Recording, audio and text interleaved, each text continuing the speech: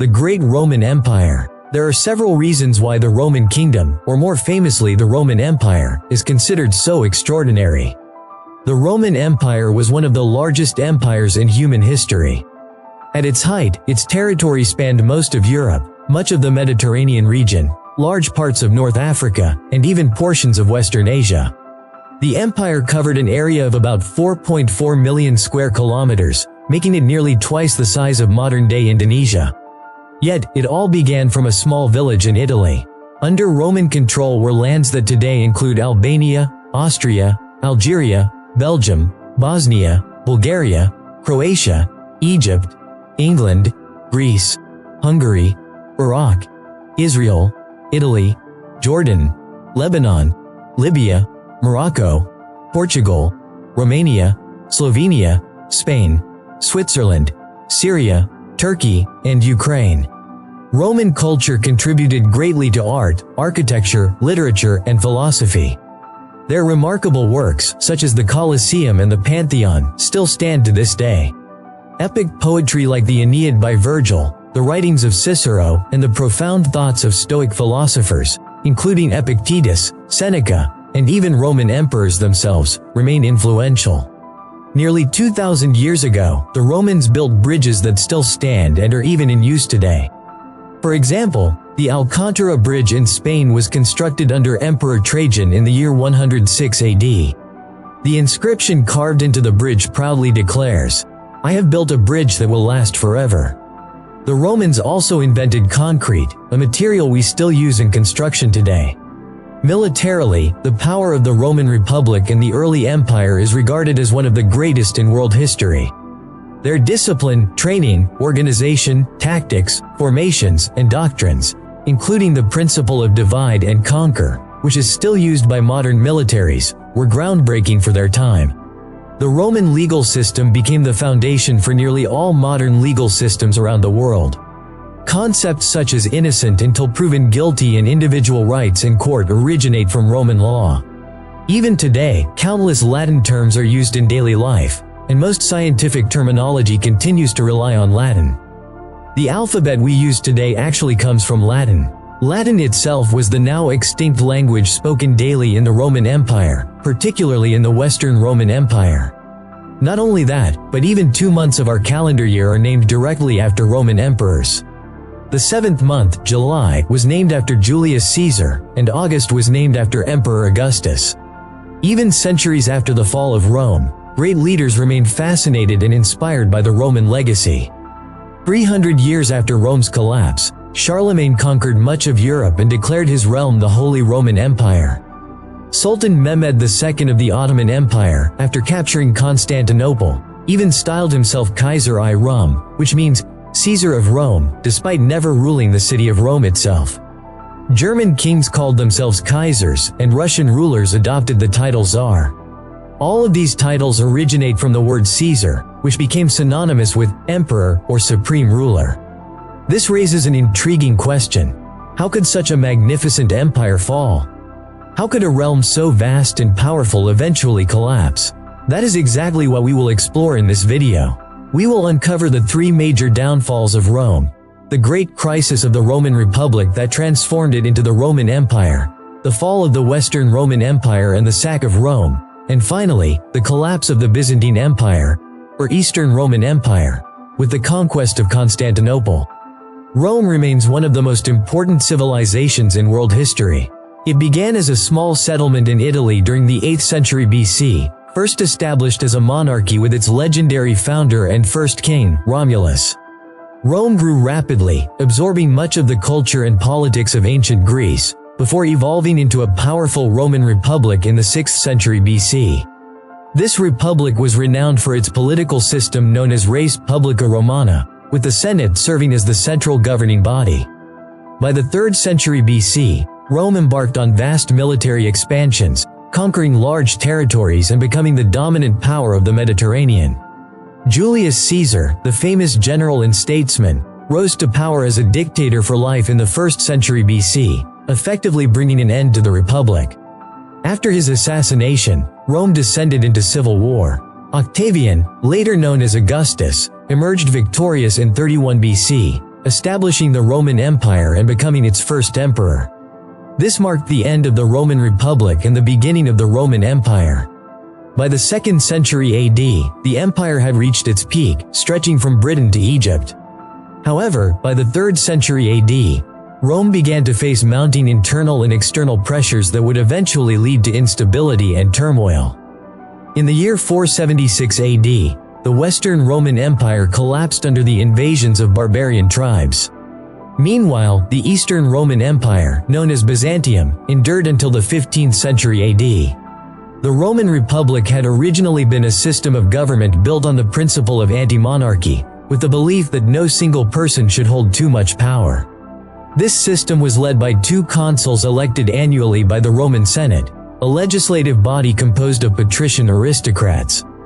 However, while this system was inspired by democratic ideals, in practice, power remained concentrated in the hands of the aristocratic elite. One of the most fascinating aspects of the Republic's decline was the conflict between the plebeians, the common people, and the patricians, the aristocratic ruling class. Plebeians felt they were not fairly represented in government, demanding both political and economic reforms. This tension between social classes led to ongoing political struggles in the Roman Senate.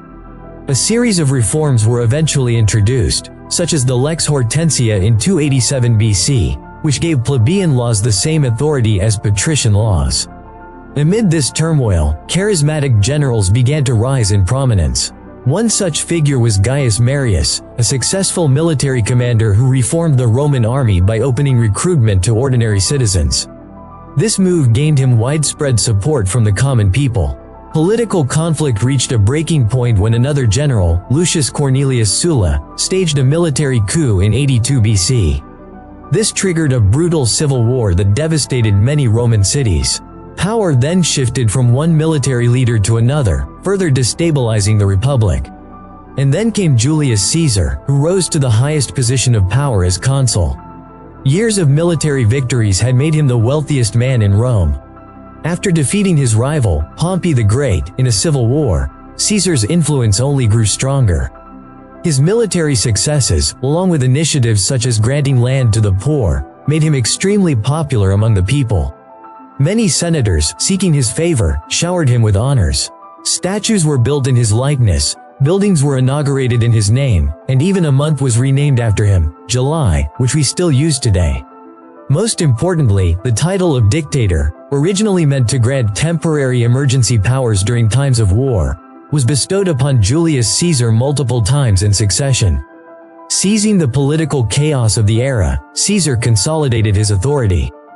Finally, in 44 BC, he was declared dictator perpetuo, dictator for life. From this point, Julius Caesar began enacting a series of political reforms that dramatically changed the government system. To many senators, however, these reforms seemed excessive. They feared that Rome would once again become a monarchy, a system that their predecessors had fought so hard to abolish. Caesar's immense ambition left them both dissatisfied and threatened. They feared that the Roman Republic would turn into a Roman Empire under his rule. Thus, a group of conspirators, later known as the Liberators, secretly began plotting Caesar's assassination.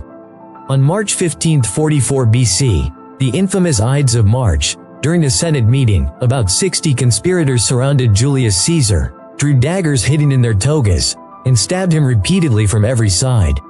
According to historical accounts, Caesar resisted the attack until he caught sight of Brutus, a man who, despite having once sided with Caesar's rival during the previous civil war, had been pardoned by Caesar. Brutus was given a high position in the Senate and was treated almost like a son. Many sources claim that Caesar's final words were, "And you, Brutus?" Some interpretations suggest he may have said, "And you, my son." Covering his face, Caesar seemed unable to process the betrayal and allowed himself to fall beneath the flurry of blades. What the senators did not realize was that Julius Caesar had grown immensely popular among the plebeians, who regarded him as an effective and generous leader. By contrast, the aristocratic patricians were despised by the common people, who saw them as corrupt and self-serving. Caesar's assassination, rather than saving the Republic, plunged it into chaos. In their attempt to preserve the Republic, the senators had destroyed it. Marcus Antonius, Caesar's close ally and fellow consul, quickly seized the advantage. A few days later, he delivered a passionate speech at Caesar's funeral, stirring grief and anger among the Roman populace. The crowd turned against the senators, forcing the conspirators to flee Rome. The resulting power vacuum unleashed a new wave of civil wars. Marcus Antonius, Octavian, later Augustus and Caesar's adopted son, and Marcus Lepidus, a military commander under Caesar during the previous civil war, formed an alliance known as the Second Triumvirate. Together, they sought to defeat Caesar's assassins, led by Brutus and Cassius. In 42 BC, a decisive battle took place at Philippi in Greece, where Brutus and Cassius were ultimately defeated and both took their own lives. Although the Second Triumvirate emerged victorious, tensions soon grew among its members. The alliance deteriorated, sparking the Third Roman Civil War. This final conflict ended with Octavian's victory, securing his authority once and for all. In 27 BC, Octavian resigned from his position as consul and formally returned his powers to the Senate. In response, the Senate granted him the title Augustus, meaning the revered, or the exalted by the gods. Though he never declared himself king, this title effectively gave him supreme authority without the appearance of monarchy. To emphasize continuity, Octavian also adopted the name Caesar, claiming the political legacy of Julius Caesar and presenting himself as his rightful heir, carrying forward the reforms that Caesar had begun. From this moment on, the name Caesar became synonymous with rulership throughout Rome and, later, in other states inspired by it. Although Augustus did not hold the title of king, he consolidated power over nearly all aspects of government. Ironically, the senators' attempt to prevent the rise of a monarchy ultimately led to the creation of one. With Augustus's rise to power, the Roman Republic came to an end, and in its place stood the Roman Empire. Augustus laid the foundation for an imperial system that endured for centuries. For the first 200 years, the empire flourished, reaching its peak under the so-called Five Good Emperors: Nerva, 96 to 98 AD; Trajan, 98 to 117 AD; Hadrian, 117 to 138 AD; Antoninus Pius, 138 to 161 AD; and the philosopher King Marcus Aurelius, 161 to 180 AD. These emperors did not inherit power through bloodline but were chosen for their competence and integrity. This merit-based succession ensured stability and explains why Rome achieved its greatest prosperity during this era. However, the following centuries were marked by disputes and disorder. The empire faced a series of crises: barbarian invasions, corruption in government, inflation, and severe military challenges. The constant pressure from barbarian tribes, combined with internal struggles for power, destabilized the empire and drained its resources, both in lives and wealth.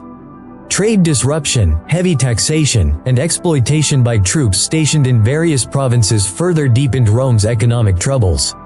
A period of recovery came under Emperor Diocletian, who introduced sweeping reforms to restore stability and cohesion. Among his most significant measures was the reorganization of the empire into a tetrarchy. In this system, Diocletian ruled the Eastern Empire as Augustus from his capital at Nicomedia, with Galerius appointed as his junior co-emperor or Caesar. Meanwhile, Maximian served as Augustus of the Western Empire, ruling from Milan, with Constantius, later joined by his son, Constantine, as his Caesar. This division created four centers of power with two pairs of rulers, which for a time helped stabilize the empire from usurpations and promised legitimacy and regular succession for emperors. However, splitting the empire into two halves complicated administration and defense, ultimately dividing political authority. The tetrarchy soon descended into confusion, and by 308 AD, as many as 7 men were simultaneously claiming the title of Augustus. Among them was Constantine, later known as Constantine the Great. Though he was not formally designated as heir, he held high military command and gradually eliminated his rivals in the West. By 312 AD, he had become the undisputed Western Emperor, and after defeating his Eastern counterpart, he emerged as the sole Augustus of the entire empire in 324 AD. That same year, Constantine moved the imperial capital to Byzantium, which was later renamed Constantinople. This move, with its strategic and economic advantages, revived the empire for a time. However, Constantine ultimately failed to halt the empire's overall decline. The last of his descendants would also be the last ruler to govern a united Roman Empire. At the same time, the collapse of the Huns in the east drove many barbarian tribes to seek refuge within Roman territory. One such tribe was the Goths, who entered the empire in 376 AD. Although Rome initially allowed them to cross its borders, the Goths were treated harshly. When famine struck, the Romans offered no assistance, forcing many Gothic families to sell their children in exchange for food, sometimes receiving nothing more than dog meat in return. This mistreatment fueled growing tensions between the Goths and the Romans, eventually erupting into the bloody Gothic War. The most catastrophic episode came with the Battle of Adrianople in 378 AD, a devastating defeat for Rome. In this battle, the Goths rose in rebellion against the Eastern Empire, then ruled by Emperor Valens. The clash took place near Adrianople, in what is now modern-day Turkey.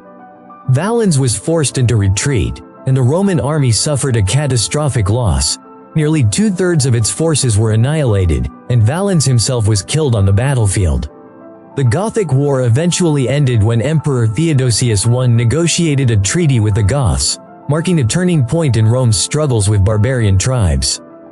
Theodosius decided to allow the Goths to settle within the empire's borders. Gothic warriors were even accepted into the Roman army, while their civilians were permitted to live alongside Roman citizens. This decision brought an end to the bloody conflict and marked a significant moment in the long and complex relationship between the barbarian tribes and the Roman Empire.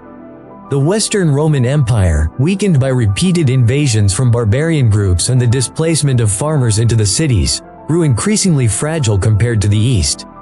In the Eastern Empire, trade in spices and other exports continued to flow, preserving wealth and economic stability.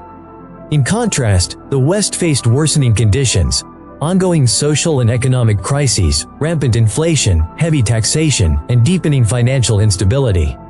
Agriculture, the backbone of Roman life, became increasingly difficult as fertile land diminished due to unfavorable climate changes. By 395 AD, upon the death of Emperor Theodosius, the empire was permanently divided into two separate realms, the Eastern Roman Empire and the Western Roman Empire. This division marked the final end of a unified Rome. Both halves now struggled to preserve their stability and survival amidst constant crises. One of the most significant uprisings came from the Visigoths. Dissatisfied with their treatment under Roman authority, the Visigoths rallied behind their leader Alaric, who launched a massive rebellion against the empire. Alaric and his forces had once been allies of Rome under Theodosius, but after his death, they grew disillusioned with his successors. This led to one of the most devastating revolts in Roman history. After a series of victories against the Eastern Empire, Alaric turned his attention to the weaker Western Empire. In 410 AD, he successfully captured and sacked the city of Rome, an event that shocked the entire world at the time. The final blow to the Western Roman Empire came in 476 AD, when Odoacer, a Germanic military commander, invaded Italy and deposed Romulus Augustulus, the last emperor of the West. This year is considered the key moment in the collapse of the Western Roman Empire, which had endured for nearly 1,000 years. Odoacer's actions established a new kingdom of Italy and formally marked the end of Rome's Western Empire.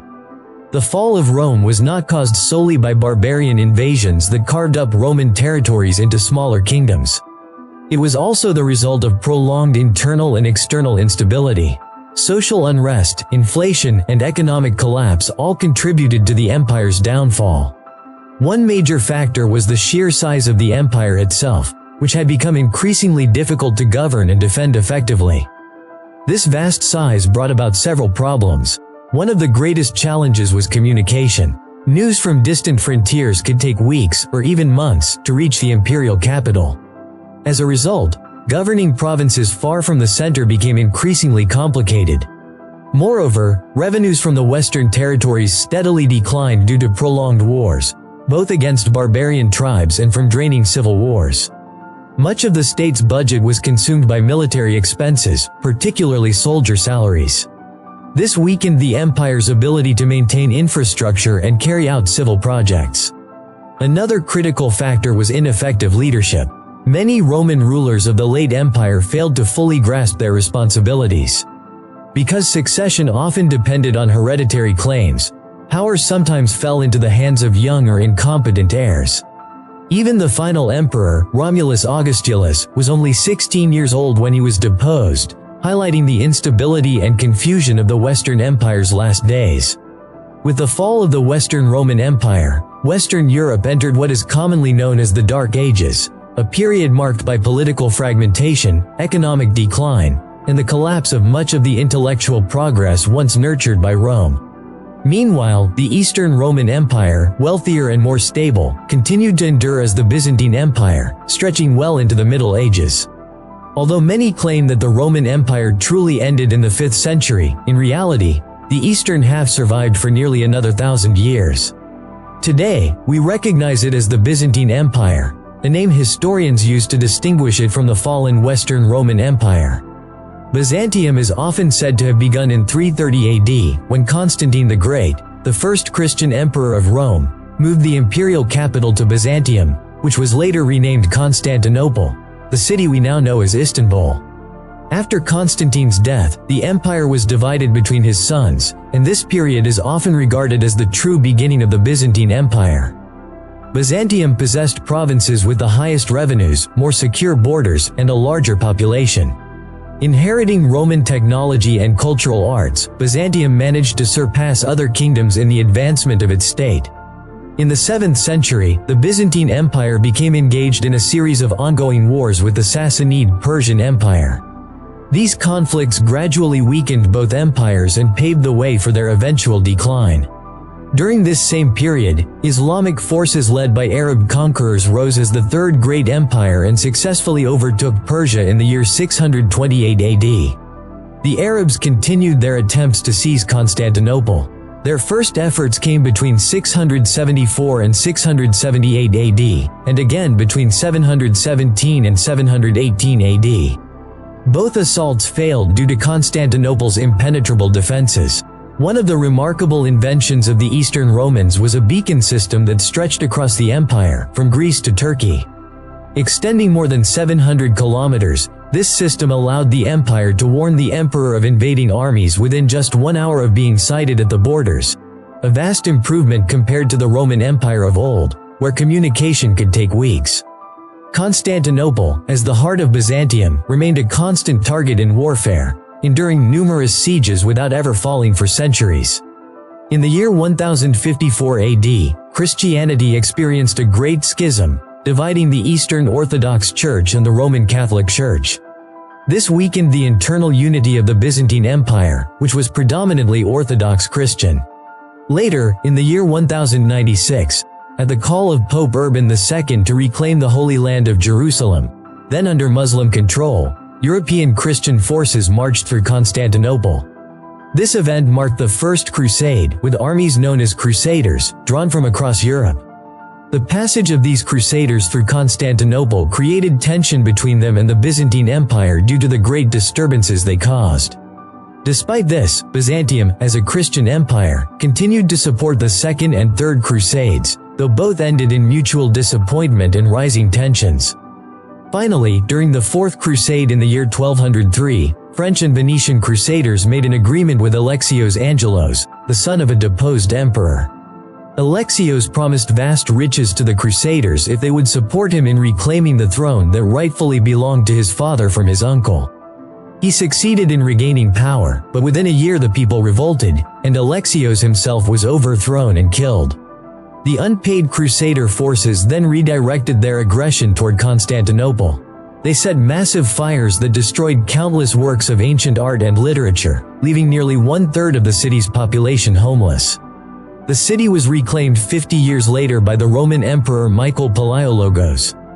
However, the restored empire never fully regained the vast territories that had been seized by Crusader forces.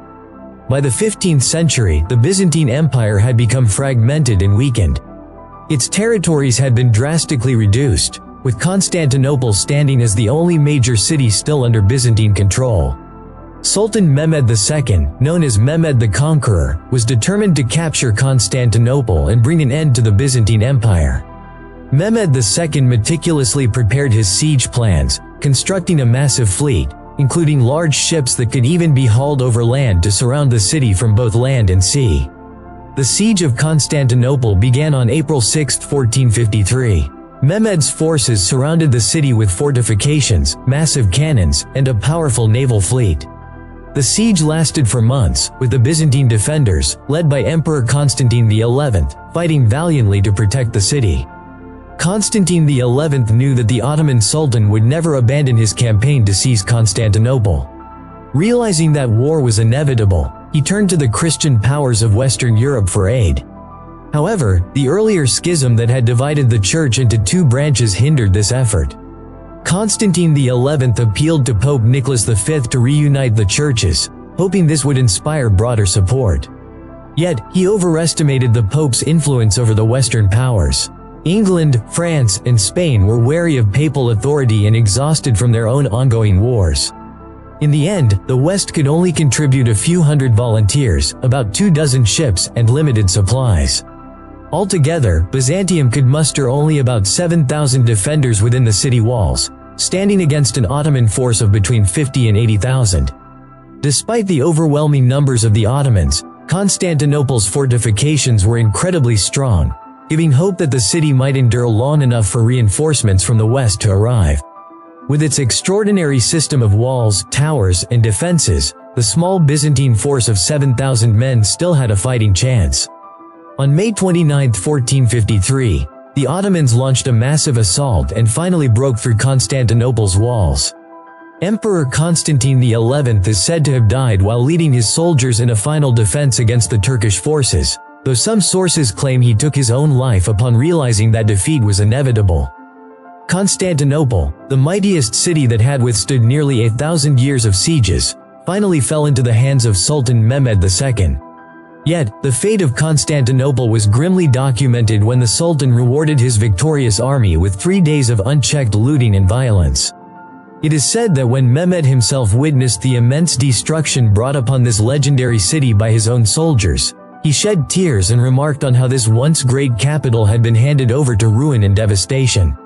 With the fall of Constantinople, the Byzantine Empire officially came to an end. This marked the final chapter of the Eastern Roman Empire, which had endured for centuries.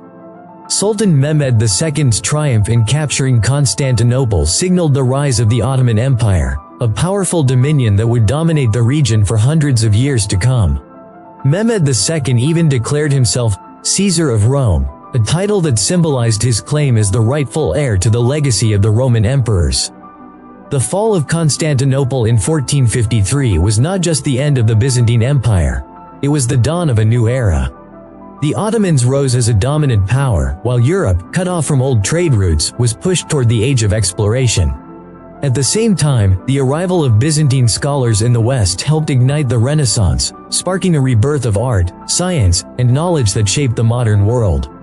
History reminds us that every ending is also a beginning. And so, the fall of one empire became the foundation for a new chapter in human civilization. So, what do you think about this turning point in history? Share your thoughts in the comments below, and don't forget to like this video and subscribe, so you won't miss more fascinating stories from the past. See you on the next video.